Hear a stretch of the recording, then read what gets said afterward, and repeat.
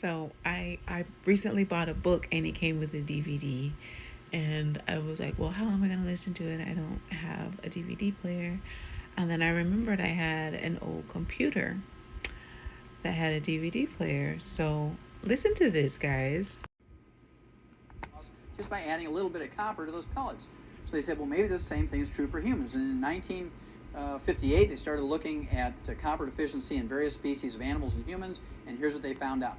The very first symptom of copper deficiency is white, gray, and silver hair.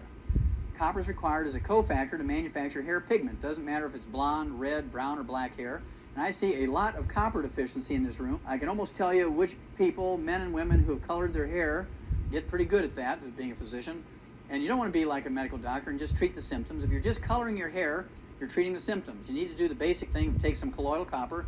And if you don't, what's going to happen is you get a breakdown of the elastic fibers in your skin, and you start getting crow's feet around the corners of your eyes and your mouth. Parts of your anatomy begin to sag, and you know you're in trouble when your doctor tells you, look, I've got a golf buddy down the hall who's a plastic surgeon for $10,000 who'll make you look 20 years younger. But you don't need a facelift, a booby lift, a tummy tuck, or a derriere lift.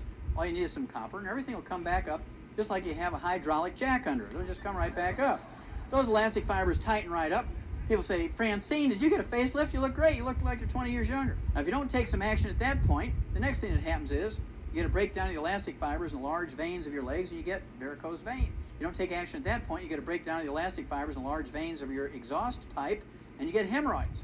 So if you have hemorrhoids, varicose veins, things that sag, wrinkles, white, gray, or silver hair, the odds are you have aneurysms developing in you somewhere. And you don't want to, of course, die suddenly of a ruptured aneurysm when your body's been warning you for 10, 20, 30 years. Just remember, people don't die suddenly of an aneurysm. It may be you drop and die. Think about old Albert Einstein. He died of a ruptured aortic aneurysm at 68 years of age. What color was his hair? He was famous for wild white hair, wasn't he? Now, you'd like to think that people who win the Nobel Prize in medicine would at least live to be 75.5, but they live to be 58 just like other doctors. And, of course, that's because they are trained and they believe and they practice. You can get everything you need from your 4 food groups. Doesn't matter if they win the Nobel Prize or not. This guy here, Dr. George Kohler, was the youngest person ever to win the Nobel Prize in medicine in history. 37 years old, wins the Nobel Prize in medicine. And he won the Nobel Prize in medicine for studying monoclonal antibodies, which are antibodies trained to attack cancer cells. And if they ever get this really working, it'll be great because they won't have to use chemotherapy anymore, which kills more people than it saves. 11 years after winning the Nobel Prize in medicine, Dr. George Kohler, now 48, drops dead of a cardiomyopathy heart attack because he believed you can get everything you need from your 4 food groups. Didn't take any selenium, died of a cardiomyopathy heart attack.